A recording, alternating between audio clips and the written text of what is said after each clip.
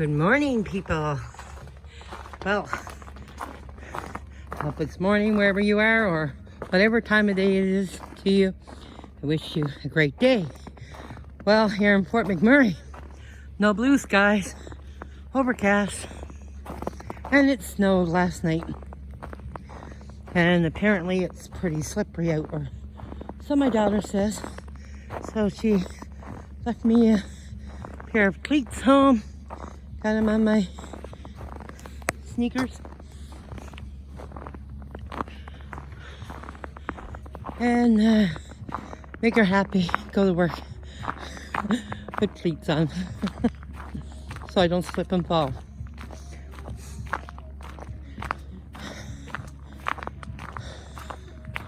So that's that scrunch sound that you may hear.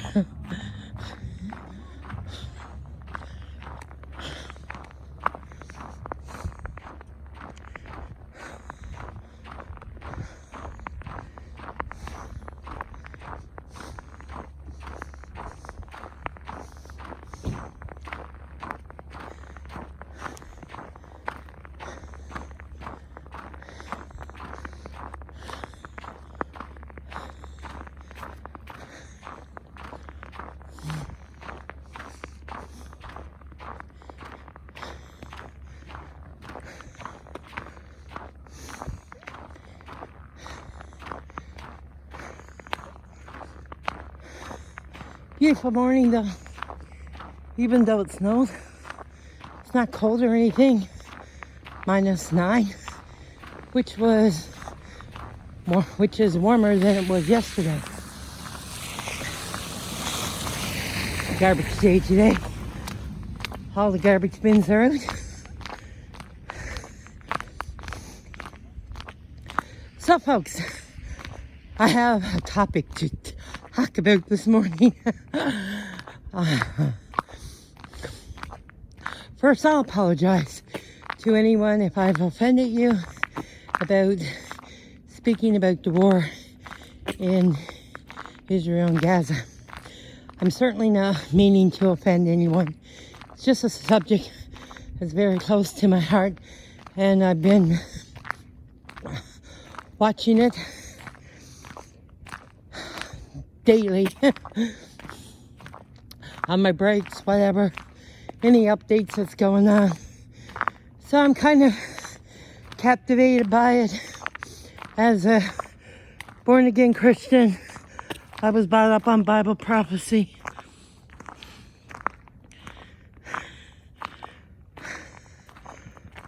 For as long as I can remember.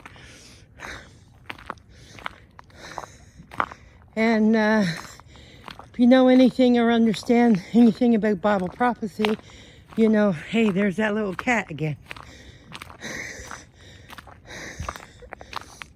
Are you waiting for me? Yeah, meow.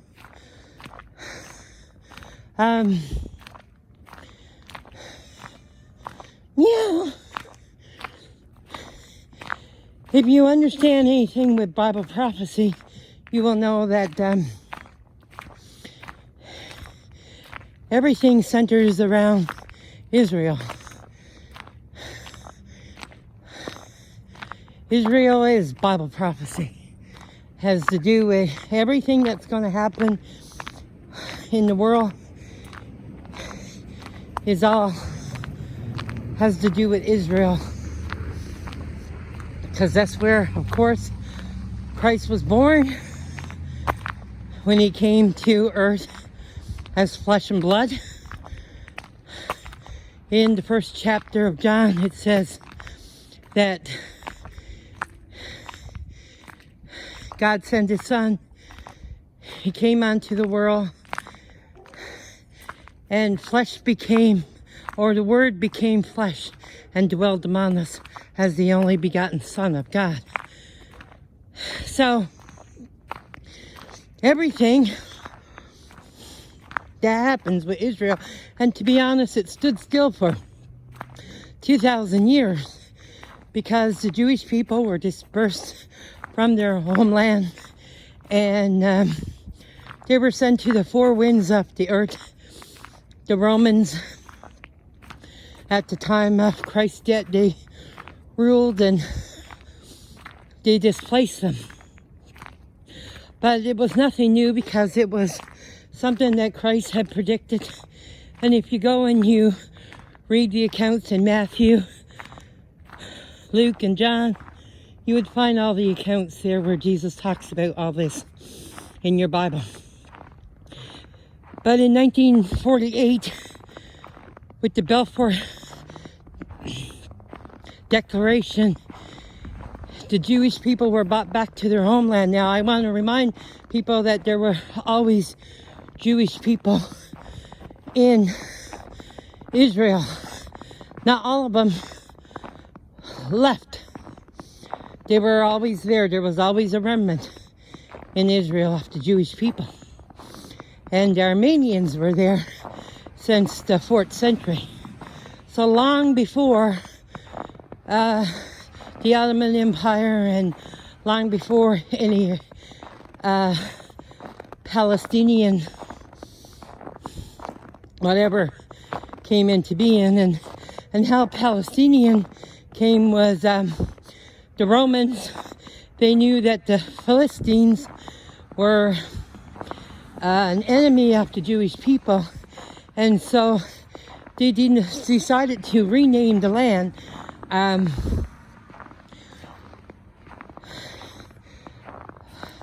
Palestine after the Philistines. They wanted to wipe, of course, the Israelis off the map, never to be heard of again. But God is greater than the Roman Empire, greater than all the Caesars of the world and the Ayatollah Khomeinis and all those ones, far superior above all. But anyway, the point of what I want to talk to you about today was yesterday when I was working, a lady came around and I was just had my phone out. I was checking the time, and of course a news flash popped up about the hostages. And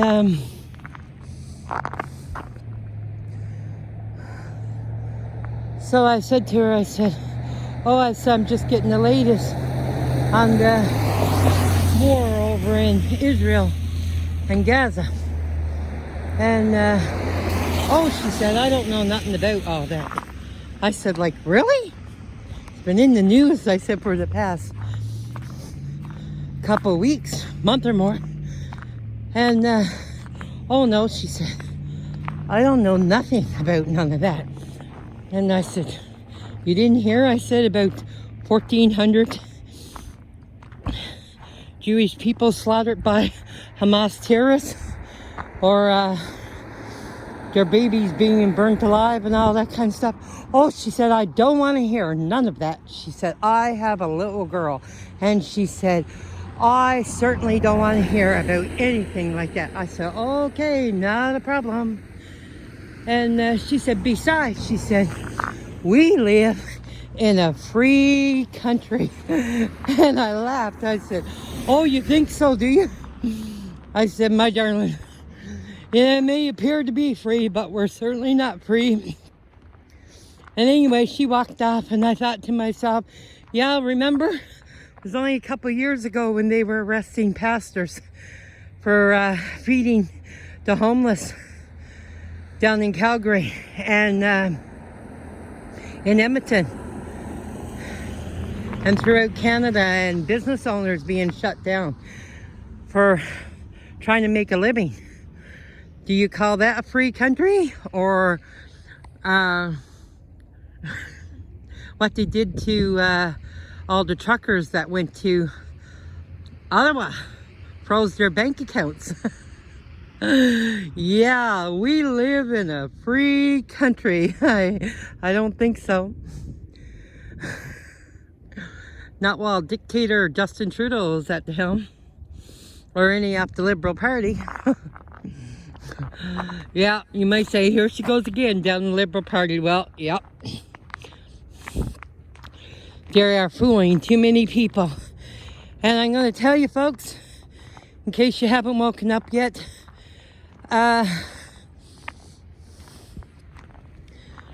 people need to wake up. Because there's coming a digital money system here within the next year or so.